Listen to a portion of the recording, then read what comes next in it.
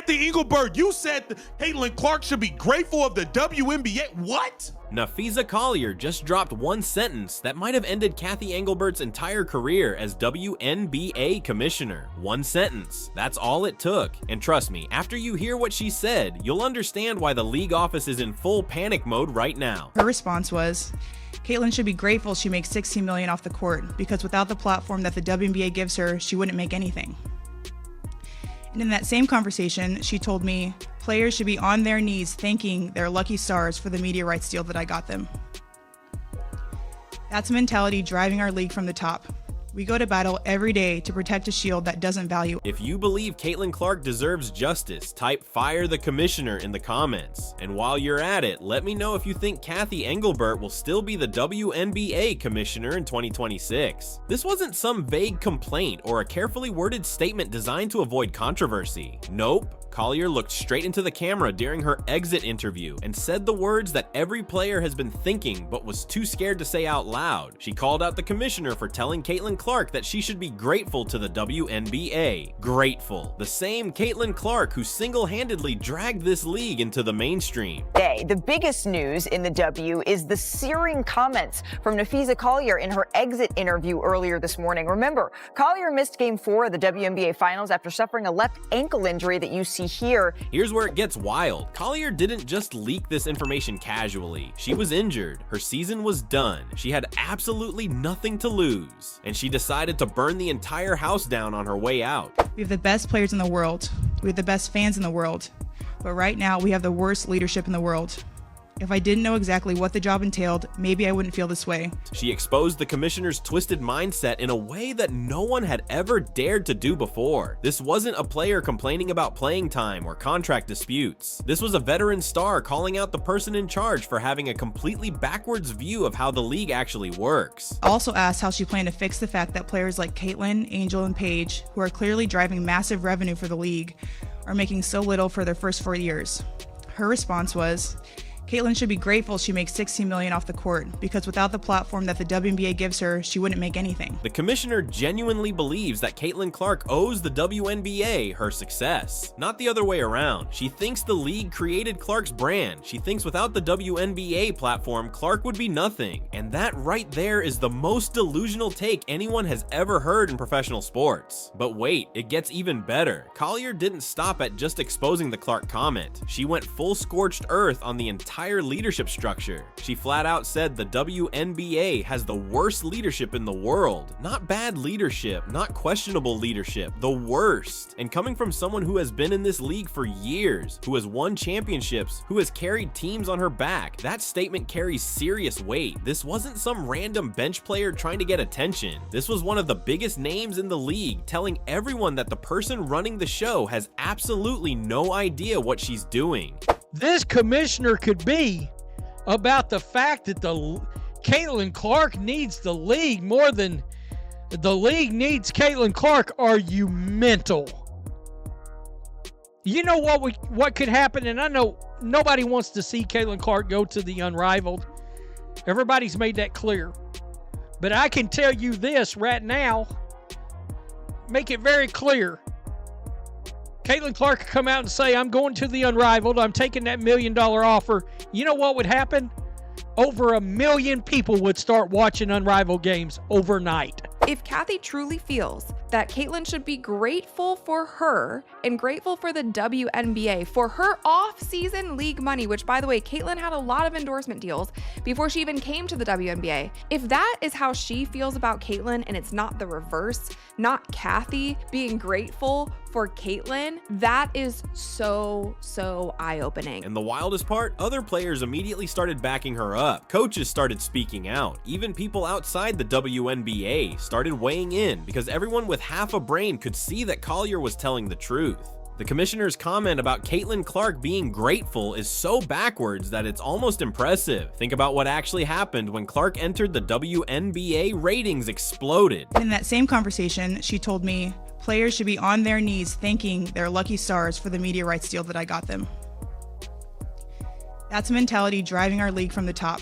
We go to battle every day to protect a shield that doesn't value us. Caitlin Clark brought millions of new fans to a league that desperately needed them. She made the WNBA relevant in a way it had never been before, and the person running the league thinks Clark should thank her for the opportunity. The mental gymnastics required to reach that conclusion are Olympic level. Just throwing shots after shots. Yo, Kathy said, forget what y'all talking about, be grateful. Let me break this down even further. Before Clark entered the league, the average WNBA game pulled in maybe a few 100,000 viewers on a good day. Most games were barely on anyone's radar, but when Clark's first game aired, over 2 million people tuned in. 2 million. That's not a small bump, that's a complete transformation. And it wasn't just casual fans either. These were people who had never watched women's basketball before. People who didn't know any other players in the league. They showed up specifically to watch Caitlin Clark play. The league didn't create that demand. Clark did. She spent years building her brand in college, becoming the biggest name in women's basketball before she ever signed a WNBA contract. So when the commissioner claims that Clark needs the league more than the league needs Clark, she's revealing just how out of touch she really is. But here's the part that makes this even more ridiculous. Clark was already making millions in endorsement deals before she entered the WNBA, Nike, Gatorade, State Farm. These massive brands were lining up to work with her based on what she accomplished in college. The WNBA didn't give her that platform. She built it herself, and when she joined the league, she brought all those fans and all that attention with her. I want to be clear, this conversation is not about winning or losing. It's about something much bigger. The real threat to our league isn't money, it isn't ratings, or even missed calls, or even physical play.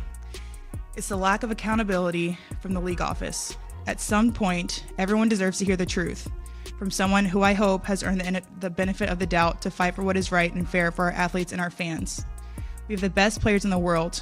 We have the best fans in the world. But right now, we have the worst leadership in the world. The commissioner wants to take credit for Clark's off-court earnings as if the league somehow created that value. But the reality is that Clark's brand would exist with or without the WNBA. I mean, I could go on and on. You guys already know how I feel. I want to read Kathy Engelbert's statement back to Napheesa Collier. She said, "I have the utmost respect for Napheesa Collier and for all the players in the WNBA. Together, we have all worked tirelessly to transform this league. My focus remains on ensuring a bright future for the players and the WNBA, including collaborating on how we continue to elevate the game. I am disheartened by how Napheesa characterized our conversations and league leadership, but even when our perspectives differ, my commitment to the players and to this work will not waver." There's no answers in this. I get it. I think this is just an immediate knee-jerk reaction, just trying to say, like, you know, I'm disappointed with how she painted me, but there's no solutions here. In fact, there's a strong argument that the WNBA needs Clark way more than Clark needs the WNBA. If she decided to leave and join the new unrivaled league tomorrow, millions of fans would follow her there. The WNBA would go right back to struggling for attention, and the commissioner would be left wondering where all the viewers went. Now, let's talk about what this attitude actually means for the league. Since I've been in the league, you've heard the constant concerns about officiating, and it has now reached levels of inconsistency that plague our sport and undermine the integrity in which it operates. Whether the league cares about the health of the players is one thing, but to also not care about the product we put on the floor is truly self-sabotage. Year after year, the only thing that remains consistent is the lack of accountability from our leaders. When your leader genuinely believes that the players owe their success to the organization rather than the other way around, you create a toxic environment where talent isn't valued. Players start to feel disrespected, they lose trust in leadership, and eventually they start speaking out. That's exactly what we're seeing right now. Napheesa Collier didn't wake up one day and decide to destroy the commissioner's reputation for fun. She did it because she's tired of watching the person in charge treat the league's biggest stars as if they should be grateful for scraps. The commissioner's mindset is stuck in an outdated era where leagues held all the power and players had no leverage. But that's not how sports work anymore. Star players drive the business. They create the value. And if leadership doesn't recognize that, the entire operation falls apart. The on their knees comment might be even worse than the Caitlin Clark situation. At Unrivaled this past February, I sat across from Kathy and asked how she planned to address the officiating issues in our league. Her response was, while only the losers complain about the refs. According to Napheesa Collier, the commissioner told players they should be on their knees thanking their lucky stars for the media deal she negotiated. On their knees. That's not a figure of speech you use by accident. That's a deliberate choice of words that reveals exactly how the commissioner views the players. She doesn't see them as partners building the league together. She doesn't see them as the talent that makes the entire operation possible. She sees them as employees who should be endlessly grateful for whatever crumbs fall off the table. And that kind of attitude from the person running the league is absolutely toxic. Bart, tell us how you're going to change these things, because the league is crumbling. Your league that you should be a leader of is crumbling in front of your eyes. You have coaches crashing out, you have players getting injured, you have all these things happening, and you're like, everyone complains about the refs in every sport, and if you complain about them, then you're also a loser. Think about what that statement actually implies. The commissioner negotiated a media deal and apparently believes she performed some kind of miracle that players should worship her for. But here's the reality. Media companies don't pay for rights to broadcast leagues because commissioners are good negotiators. They pay because fans want to watch talented athletes compete at the highest level. The players are the product. They're the reason anyone tunes in. Without them, there's no league to negotiate deals for. And Coach Stephanie White also responded to Fee's statement, and she said, I have a lot of respect for Fee. I'm thankful that we have strong women that are willing to say the things that matter and say the things that will move the needle for change. How things unfold after this are going to be very telling about the future of the WNBA. So telling players they should be on their knees grateful is not just insulting, it's fundamentally backwards. The commissioner should be grateful that players as talented as Napheesa Collier, Caitlin Clark, and A'ja Wilson choose to play in this league, because without them, she wouldn't have a job. And the players are done staying quiet. After Collier's interview dropped, it was absolute chaos. Sophie Cunningham posted on Instagram calling the commissioner the most delusional leader the league has ever seen. She flat out said that people only know who Kathy Engelbert is because of Caitlin Clark. But Sophie Cunningham has clapped back at Kathy Engelbert, and this is a great post here from Sophie. So Sophie Cunningham on Instagram. So get ready to take your fine, Sophie. Get ready to take your fine. People only know Kathy because of Caitlin. She's the most delusional leader our league has ever seen. And it shouldn't even be about our commissioner in the first place. And she's right. Before this season, how many casual sports fans could name the WNBA commissioner? Almost none. But now everyone knows her name because she's been exposed for having terrible leadership. Angel Reese jumped in with a 10 out of 10 no-notes response to Collier's statement. Tyrese Halliburton from the NBA threw his support behind the movement. Lexi Hull said she agreed with everything Collier said. Even coaches who have already been fined for speaking out are backing Collier up. Stephanie White said she's thankful for strong women willing to say things that matter and move the needle for change. This isn't just one disgruntled player complaining. This is a full-scale rebellion, but it goes deeper than just support on social media. I know you're talking about Fee's interview, and I think when it comes down to it, I think I agree with everything she said. We're at a really important time in the league, and changes need to be made. And so you're seeing her talk about that, and I'm really proud of her for making that statement today. The players are connecting the commissioner's attitude to real problems that have been plaguing the league for years. Collier talked about how inconsistent officiating has gotten so bad that players are getting seriously injured. She pointed out that her own season ended because refs refused to blow the whistle on dangerous plays. The game has become so physical that bodies are breaking down. And when she brought this up to the commissioner, the response was that only losers complain about the refs. Losers. So now questioning whether the league is doing enough to protect player safety makes you a loser. That's the mentality driving decisions at the top, and it's destroying the league from the inside out. Here's what makes this situation absolutely critical. The WNBA is heading into collective bargaining agreement negotiations soon. This is when players and the league sit down to hammer out contracts, salary structures, working conditions, and everything else that determines how the league operates. And right now, the players have zero trust in the commissioner. They don't believe she values them. They don't believe she has their best interests at heart. They don't believe she even understands what makes the league successful. So how is she supposed to negotiate a deal that works for everyone when the people on the other side of the table think she's completely out of touch? Some analysts are already saying that if Kathy Engelbert stays in charge of these negotiations, the entire process could fall apart. Players might refuse to sign. The league could face a lockout, and all of this could have been avoided if leadership just showed a basic level of respect for the talent that makes everything possible. The fines tell you everything you need to know about how the league handles criticism. Coaches get fined for defending their players. Players get fined for questioning officiating. Anyone who dares to speak up gets hit with a penalty designed to shut them up. Cheryl Reeve called out refs after Napheesa Collier went down with an injury and got slapped with a $15,000 fine plus a suspension. Becky Hammon said a few supportive words and got fined. Stephanie White backed up Reeve and got fined. Even Caitlin Clark got fined for one harmless comment. The league is handing out punishments faster than they hand out answers, and fans are starting to notice that something is seriously broken here. The pattern is impossible to ignore. Every time someone points out a legitimate problem with how the league operates, they get punished instead of heard.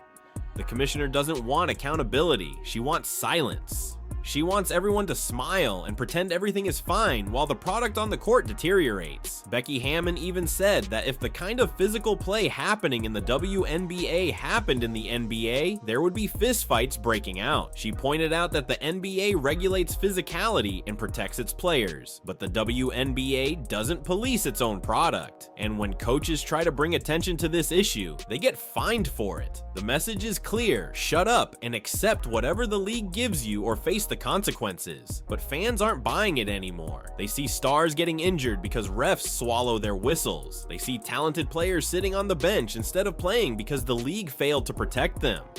They see the biggest draw in WNBA history getting treated as if she should be grateful instead of valued, and they're getting frustrated. Ratings started slipping toward the end of the season. Arenas that were packed earlier in the year started having empty seats again. People are losing faith that the league can fix its problems when leadership refuses to even acknowledge they exist. The commissioner's response to all of this has been to double down on her position and act as if everyone else is the problem. That's not leadership, that's ego. So where does this leave the WNBA moving forward? Napheesa Collier risked everything to tell the truth. She knew speaking out could cost her endorsements, relationships with the league office, and possibly even her standing among some fans. But she did it anyway because someone had to say what everyone was thinking. The players are united, the coaches are fed up, and the fans are demanding change. The question now is whether the people in power will actually listen, or if they'll keep pretending everything is fine while the league crumbles around them. If Kathy Engelbert stays in charge through the next round of negotiations, it's hard to see how this ends well. Players don't trust her, coaches don't respect her, and fans are starting to turn against her. One sentence from Napheesa Collier exposed years of failed leadership, and now the entire sports world is watching to see what happens next. If you're enjoying this content and want to see more breakdowns of what's really happening in the WNBA, hit that subscribe button and stay tuned for updates as this situation continues to unfold.